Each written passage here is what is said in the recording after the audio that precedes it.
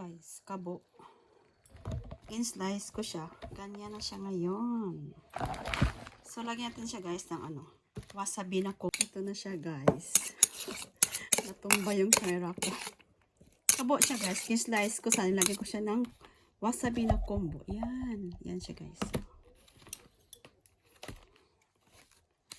Wasabi combo.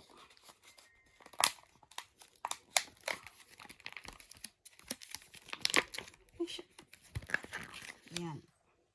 Seaweeds.